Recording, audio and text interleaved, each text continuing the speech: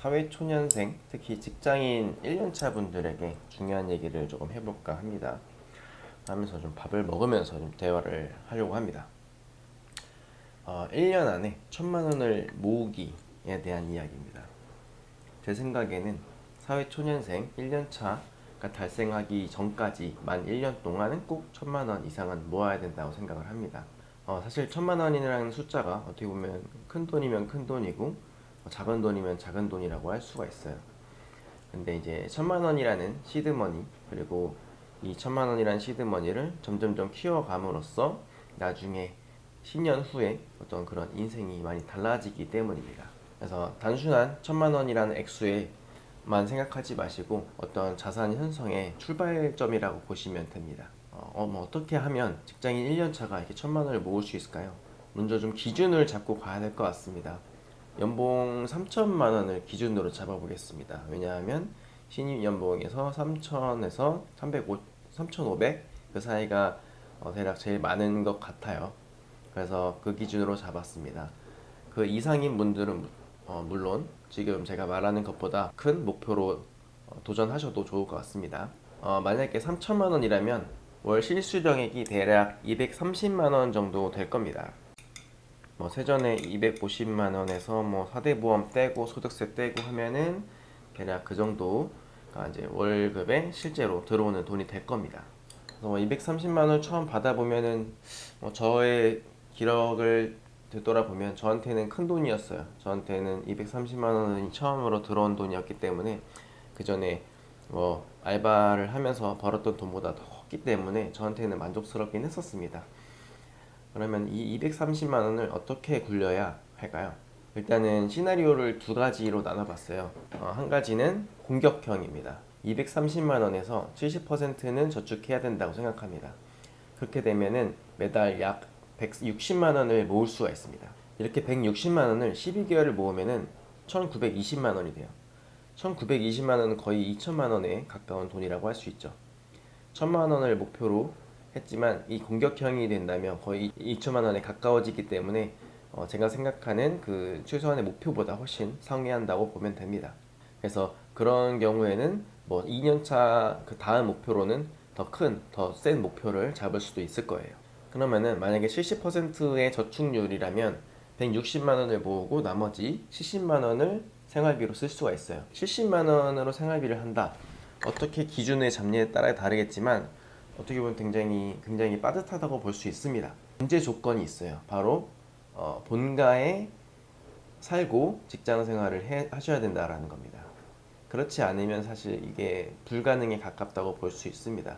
아니면은 부모님의 지원을 받아서 월세를 살거나 전세를 살거나 할 수 있으신 분도 역시 도전해 볼 수 있는 목표라고도 볼 수 있어요. 본가에 살아서 월세나 식비나 공과금 이런 것들이 안 된다고 했을 때 한번 계산을 해볼게요. 통신비 알뜰폰 기준이면 3만 원이면 될 것 같고, 교통비 8만 원 정도에서 10만 원 정도 될 거고, 점심값은 회사에서 식대 지원이 되면 좋겠지만 아니면은 한 20만 원 정도 될 것 같네요. 그리고 나머지 뭐 옷을 사거나 생활용품 사는 거 한 10만 원, 그 다음에 이제 데이트나 친구 만나서 노는 돈 한 20만 원 잡아야 될 것 같고, 나머지는 비상금으로 한 10만 원 정도 필요할 것 같습니다. 이런 기준으로 70만 원은 어떻게 보면 물론 아껴야 되는 상황도 많이 발생할 거예요.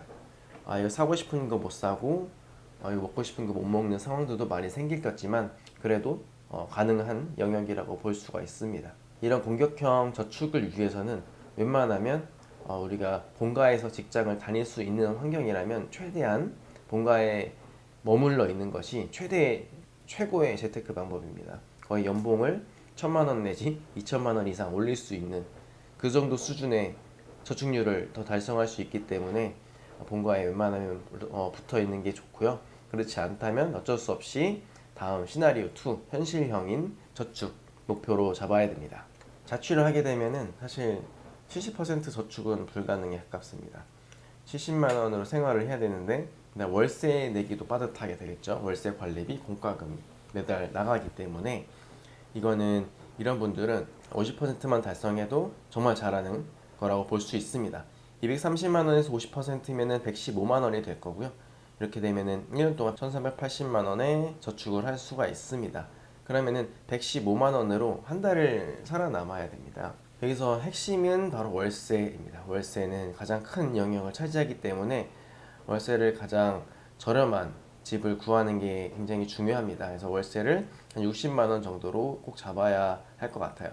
60만 원으로 서울에 집이 어디냐 할 수도 있겠지만 위치나 컨디션 이런 것들을 하나하나 포기해 가다 보면은 불가능한 것도 아닙니다. 사실 어렵긴 하겠지만 60만 원 정도에서 좀 커트를 해서 조금 포기할 건 좀 포기하고 나머지 남은 돈으로 생활비를 하시는 것도 방법이고, 생활비를 좀 줄일 수 있다 하면은 조금 더 월세를 조금만 더 늘려서 목표를 달성하는 거를 최우선으로 두고 포기할 건 포기하고 맞춰 나가는 게 중요할 것 같습니다. 그래서 집을 구하실 때 부동산 하나에서 결정하지 마시고 굉장히 많은 매물들을 부동산 돌아다니면서 발품 많이 팔아서 최대한 싸면서도 내가 내 기준에 그래도 맞는 집을 꼭 찾는 것이 굉장히 중요할 것 같습니다.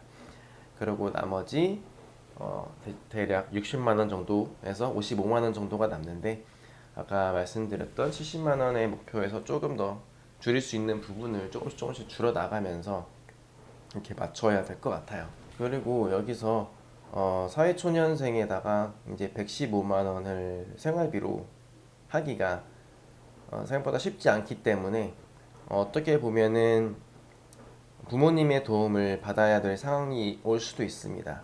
어떻게 보면 115만 원씩 저축해서 1,480만 원이라고 했지만 최소로 그 목표 금액을 조금 줄여서 40%나 아니면은 목표 금액을 1년에 1,000만 원으로 줄인다면 그렇게 맞춰 나갈 수도 있는 방법이시고요. 만약에 나는 진짜 목표를 50% 정도는 하고 싶다 한다면 어떻게 보면 부모님에게 어느 정도 도움을 받는 것도 방법이라고 할 수 있습니다. 본가에 있지 않고 독립해서 살아야 하는 상황이기 때문에 어떤 조금의 부모님의 도움을 받는 것도 어떻게 보면 방법이고요. 다 큰 어른이 부모님의 도움을 받는 게 부끄럽지도 않냐라고 할 수도 있겠지만 조금의 도움은 받아도 괜찮다고 저는 생각을 합니다. 나중에 저희가 이 돈을 모아서, 그러니까 저희가 이 돈을 허튼 데 쓰는 게 아니고 내가 뭐 먹고 싶거나 놀고 싶은데 쓰는 게 아니라 저축을 위한 거잖아요. 그래서 그 돈을 가지고 나중에 그 돈을 크게 불려서 부모님들에게 더 큰 보답을 하면 된다고 생각을 하기 때문에 도움을 받을 수 있다면 조금이라도 도움을 받는 게 저는 부끄러운 일이 아니라고 생각하고요. 전 그렇다면 아니면 뭐 먹는 거라든지 식품이나 뭐 김치나 이런 것들이라도 도움을 받는 것 좋겠죠. 물론 집안 상황이 어려워서 도움을 받지 못하는 상황이라면 그거는 좀 어쩔 수 없는 것 같습니다. 그럼 115만 원을 저축해서 어떻게 모으냐? 뭐 적금을 할 수도 있고 ETF 적립식 매수를 할 수 있고 아니면 주식 투자를 할 수도 있고 여러 방법이 있겠지만 개인적으로는 투자보다는 적금이나 일단은 돈을 모으는 거를 위주로 목표하시는 게 좋겠습니다. 적금이나 뭐 CMA나 달러를 산다거나 이런 방법이 있겠죠. 굉장히 위험성이 적은 식으로 돈을 모아야 하는 것을 추천드리고요. 그 이유는 일단은 1,000만 원을 모으는 게 최우선 목표이기 때문입니다. 물론 그 이후에 당연히 주식을 할 겁니다. 그 이후엔 당연히 주식을 해야 되고요. 저도 주식을 계속 하고 있고 주식에 대해서도 많이 내용을 다룰 겁니다. 영상에서도. 그렇기 때문에 주식은 당연히 긍정적으로 보고 있지만 지금 이때 주식을 너무 공격적으로 하시는 거는 추천드리진 않고 일단 최우선적으로 1,000만 원 이상을 모아 보는 거가 제일 중요하고, 아니면 진짜 좀 경험이라도 해보고 싶다면 뭐 작은 돈, 뭐 100만 원에서 200만 원 내로만 주식을 한번 경험해 보시는 것도 나쁘진 않고요. 나머지는 뭐 어떤 방식으로 돈을 모으시는 거는 크게 상관없습니다. 뭐 요즘은 청년 도약 계좌라고 해서 돈을 모으는 방법도 있고 그 외에도 뭐 크게 돈을 모을 수 있는 방법들이 많기 때문에 아무거나 하셔도 됩니다. 단지 이제 중요한 거는 소비를 통제해서 원하는 목표를 저축한다라는 게 최우선 과제라고 보시면 될 것 같습니다. 식비를 아끼거나 통신비를 알뜰폰으로 바꾸거나 구독 서비스를 필요 없는 걸 해지한다거나 아니면은 뭐 술자리를 줄인다거나 이런 여러 가지 방법을 통해서 소비를 줄여 나가시는 방법들도 있습니다만, 가장 중요하다고 생각하는 것은 바로 마인드셋입니다.